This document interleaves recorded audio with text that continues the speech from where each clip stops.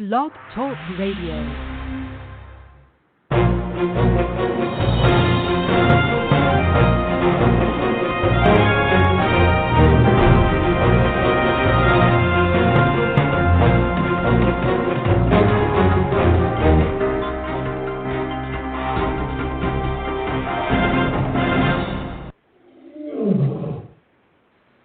Welcome to another edition of Carnivore Radio. I'm your host, Jeff Sherman, along with the esteemed Dr. Eric Lopkin.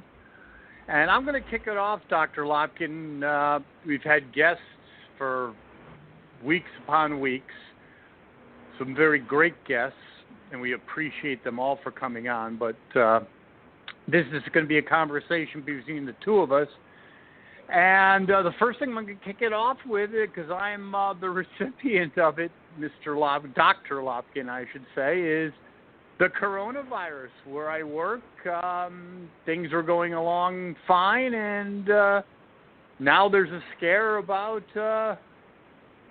people being infected, and it brings the whole thing to light about returning to March and April. What's your read on that? I mean, both from a psychological standpoint and a political standpoint, with less than 2 months away from the election.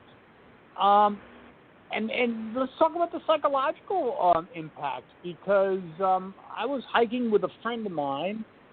It probably was in the summer, so that was in the summer, and there was some kind of a report that teenagers or young people that thought about suicide traditionally is like 10%. I'm making up these numbers, but it's pretty close. Went up to like 30 or 40% during this pandemic, and this is young people. Then I saw on a show last night about older people and what it's done to them. I mean, are we ready to revisit that, Dr. Lopkin? Yeah, there's a lot going on with the coronavirus. And before we get into that, let's remind our guests that they can our callers, that they can be part of the conversation. Call in to 563-999-3693.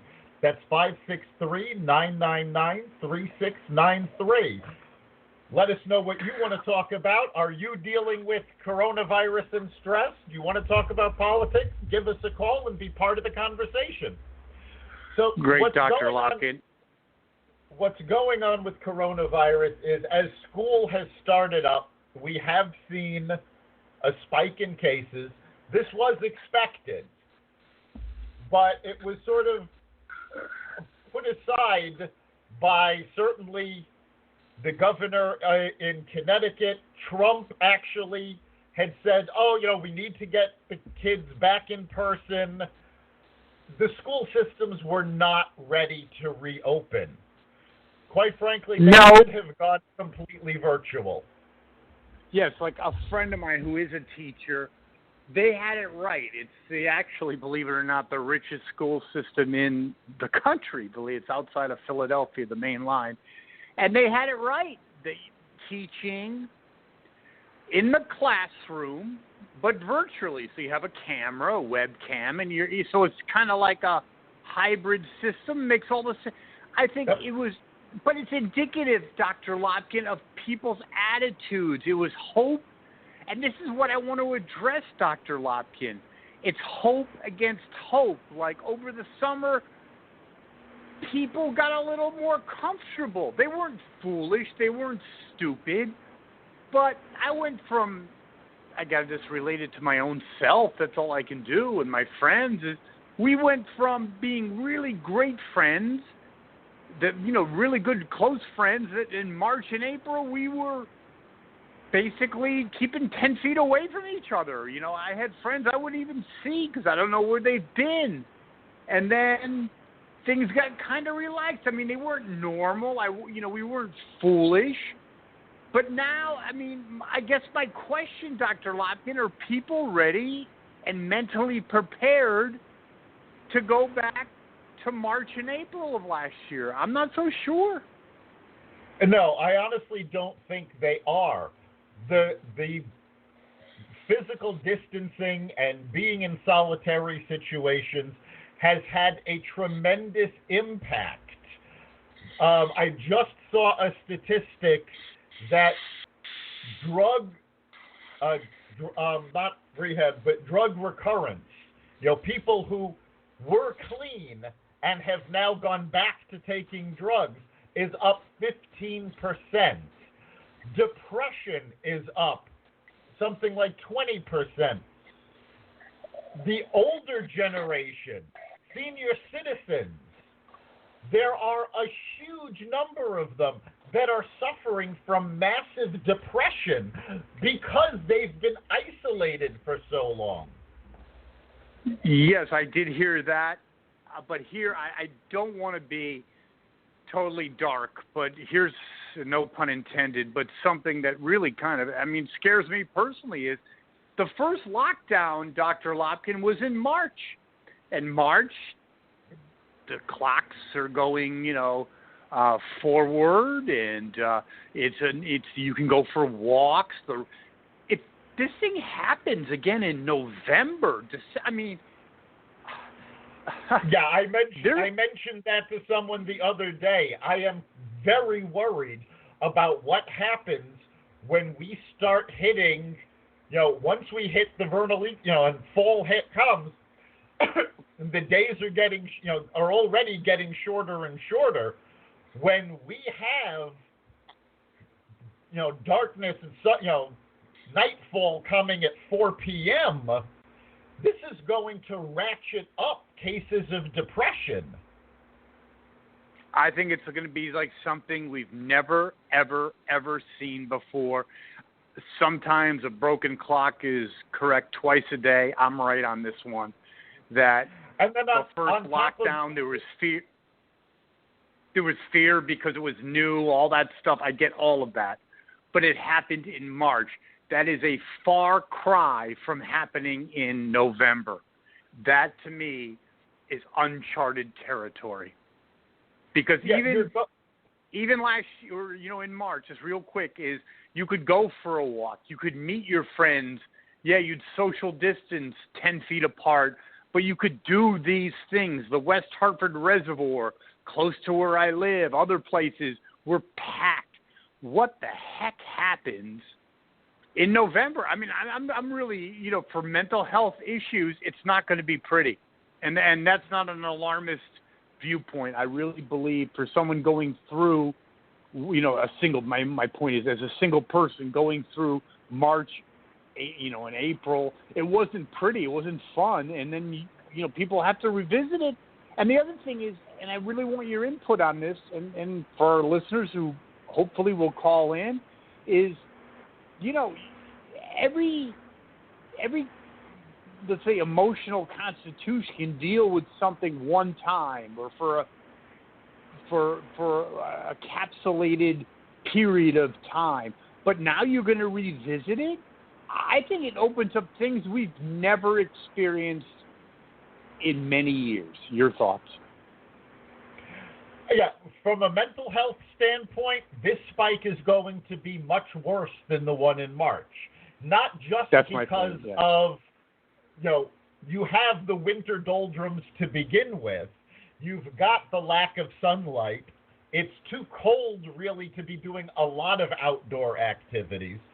So you're going to have a lot more people confined to homes. But on top of all of that, you've also got the usual flu season. And when people start coming down with the flu, especially at the beginning, they're not going to know, do I have the flu or do I have COVID? And that's going to create another level of fear. God, Dr. Lopkin, that's something that is, wow, it's a whole new level. Yes, you're correct. For the person and people around them, think of this. Someone in an office building, okay? Everything's kind of getting back to normal. You know your cohorts, the usual scenario. Yes, you're vigilant, but you've relaxed a little bit. And now someone gets the flu or you get the flu. First of all, I know if it happened to me, number one, what am I going to think? Do I have corona? People around me we're headed down an area that I don't think we've ever seen, Dr. Lopkin.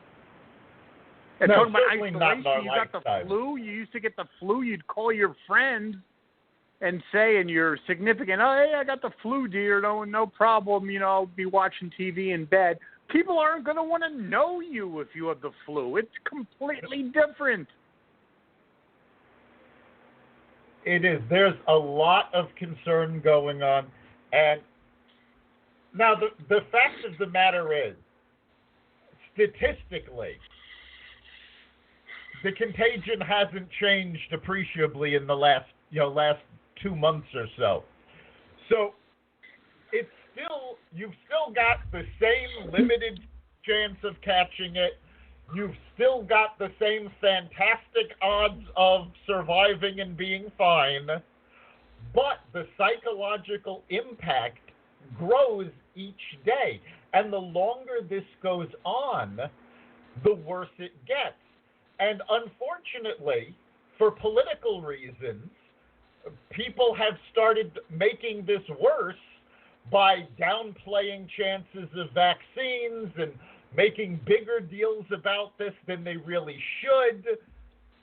And this has come across, on both sides. The Trump campaign has been downplaying it too much. The Biden campaign has been making it sound worse than it is because they're trying to play to their base. And they're trying, basically, Trump wants to make it sound like he's done a much better job than he did with this. Biden wants to make it sound like Trump did a much worse job than he did. And I think that is well said, Dr. Lopkin. Scared.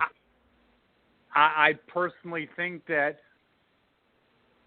my own personal viewpoint is that Trump did make some mistakes, and history will view that, it was uncharted territory. But you're right, both camps, Democrats and Republicans, are playing it the way they want to play it to increase their own odds of winning. But I'd have to say, Dr. Lopkin, it's early November, so that works well for Trump. I'd have to say, if the election was ending parts of December, I think he'd lose in a landslide. I think if this thing heats up, it's not going to be good politically. What do you think? It depends on where it heats up and also how bad the spikes are. If it heats, right now, we're seeing spikes in areas as they go back to school. You can literally trace the spikes across the country. They're almost lockstep with school openings. How that's going to play out on the national stage really depends on the locality. Because the fact of the matter is, Trump has no say over how the school systems reopen. Yeah, but just real quick, I got you, Dr. Lopkin, and it's obviously, as always, a good point. Here's what I think. I believe the school systems are the canary in the coal mine. It's the whole attitude that we can return to quasi normalcy, and when that blows up, forget about if you're an educator or a student. It's got an impact, and I don't. It depends on how it plays out, but it's this whole thing. We're going back to school. We're going back to the Big 12. All this stuff. And these things blow up one after another. It's going to play out. Your thoughts, Dr. Lopkin? Because it's this whole illusion of things are getting better. Even though, yes, people aren't stupid. They knew it's still around.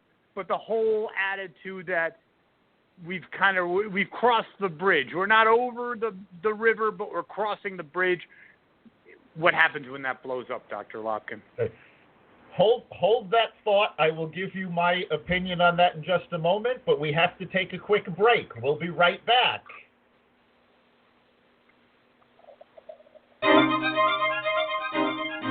To reach the next level, you need to operate at peak performance. The key to this is mastering the 7 elements of success.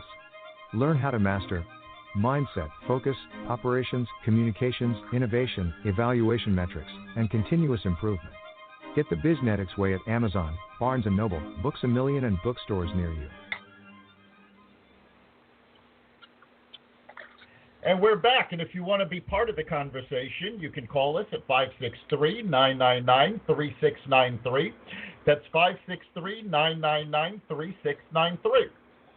Now, actually, I'm going to disagree with you about it being a canary in a coal mine.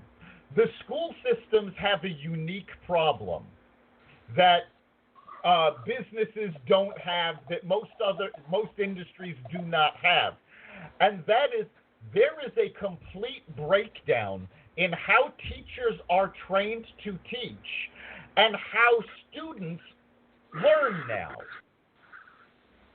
We heard over and over again from administration, from politicians, from a lot of teachers themselves, how important it was that kids get back into the classroom because they need to be in the classroom to learn properly. And that's where the best learning is, and we need to do that for our children. And the fact of the matter is that is completely wrong.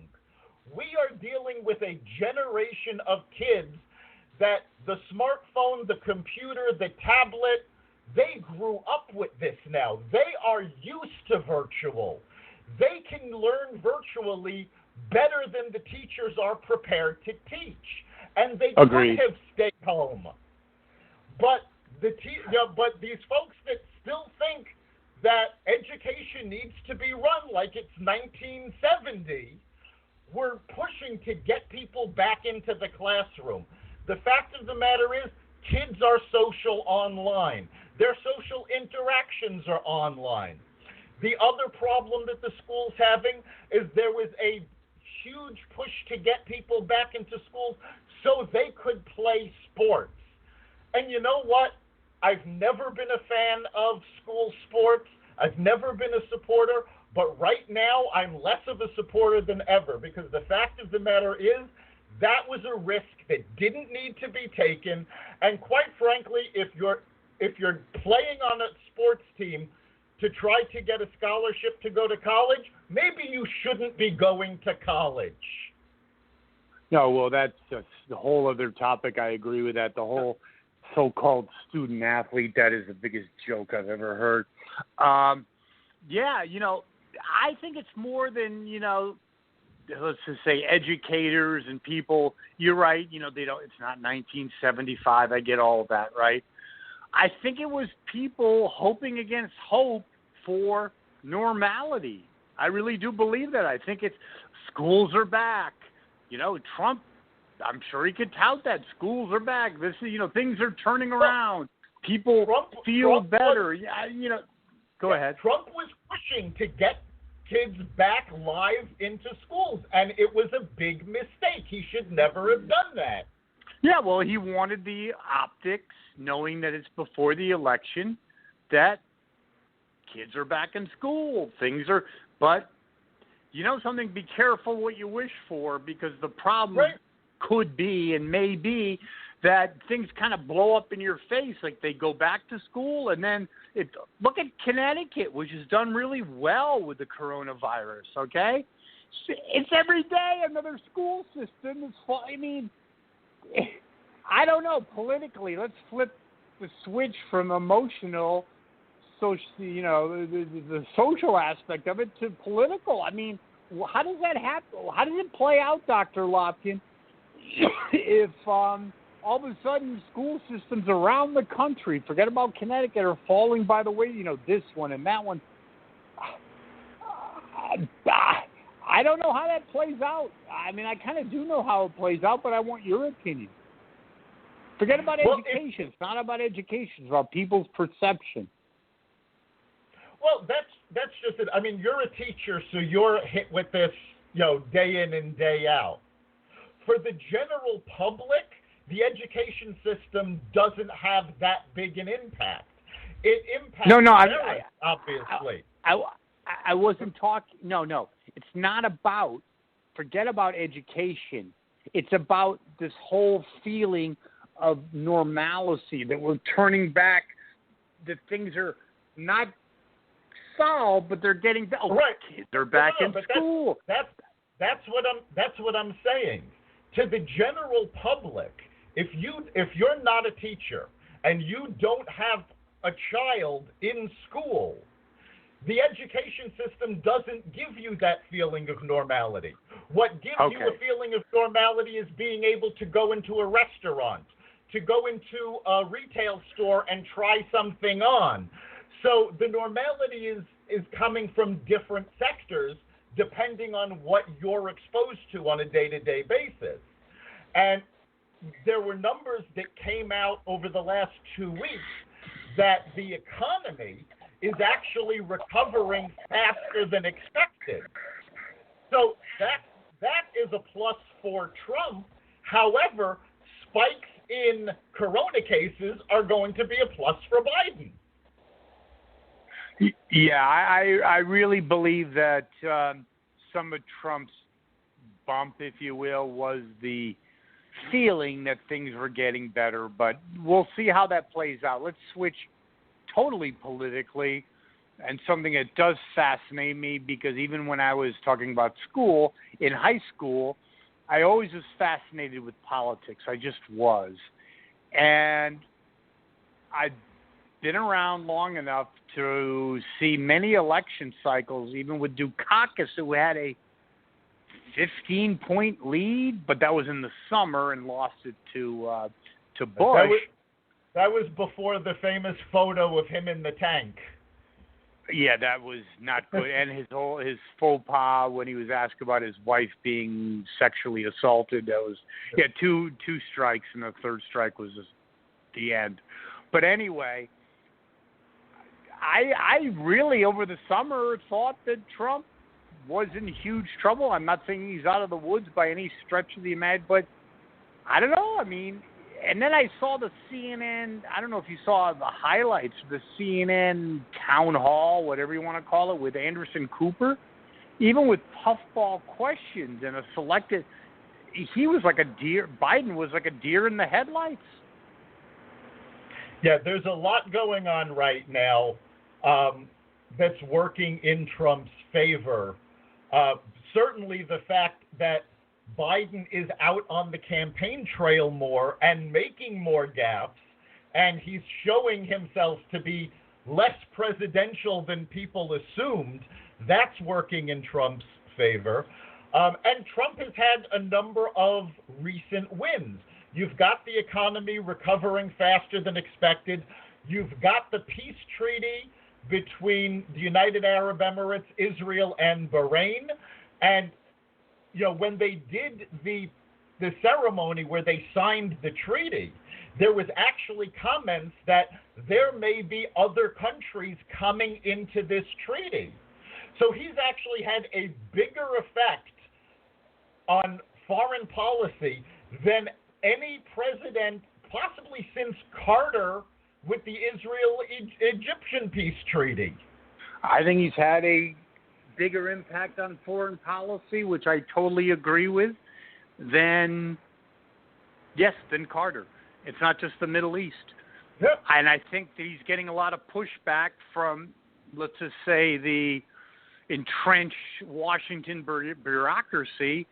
What are we doing with these, in Afghanistan for 20 years? I mean, I'll go out on a limb. I know you'll disagree with me.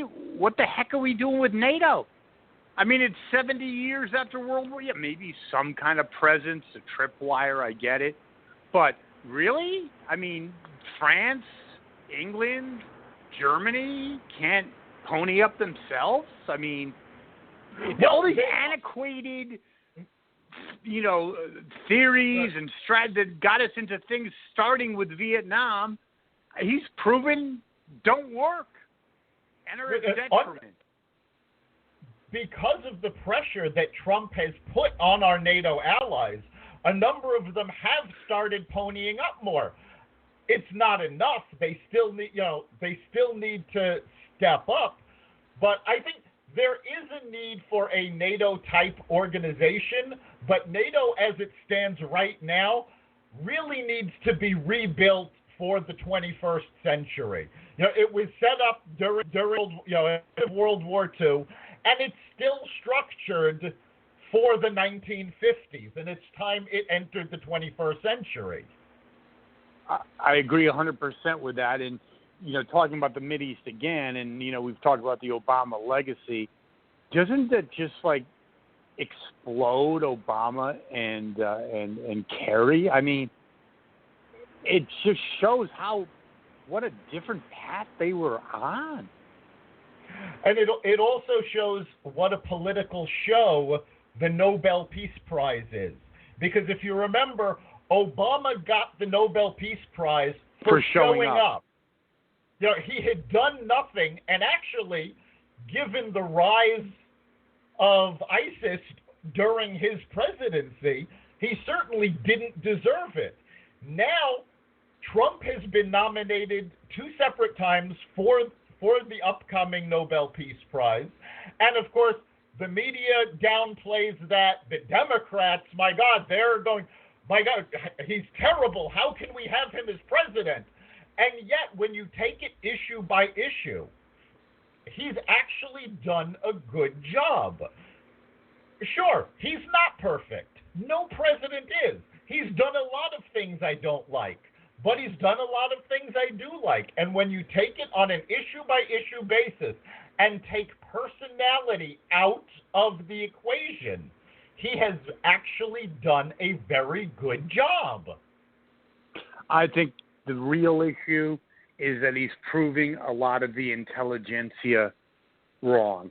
I got it, UPenn degree, all that, but basically kind of a blue-collar guy, Queens kind of guy, doesn't talk the Queen's English, and proving all the intelligentsia wrong. Isn't that the root of the matter?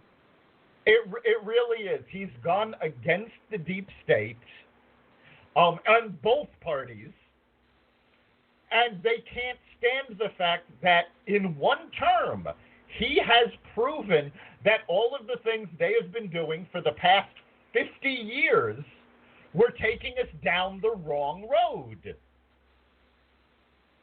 Agreed. And for somebody to do that, especially an outsider, they can't handle that.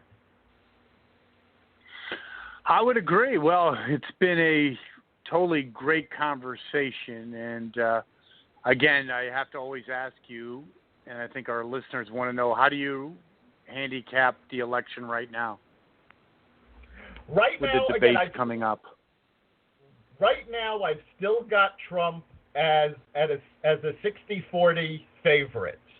I think he's going to get a bump after the debates.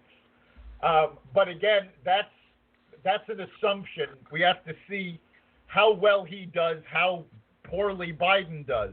But given what Biden has been doing with softball questions in town hall, I think the debates are going to be an absolute 10-point bump in my assessment. So I'm saying I think Trump will be up to a 70-30 shot after the debate. Interesting. Any final thoughts? Yes, we're all tired of being cooped up. Yes, things are getting better, but they are not, completely gone. You still need to wear your masks, keep social distancing, and stay healthy. And if you've got time on your hands, work on yourself, exercise, eat right, build up your immune system. That's the best way to fight this. It's fantastic, Dr. Lopkin. And we'll be back here next Friday at blogtalkradio.com/Carnivore Radio.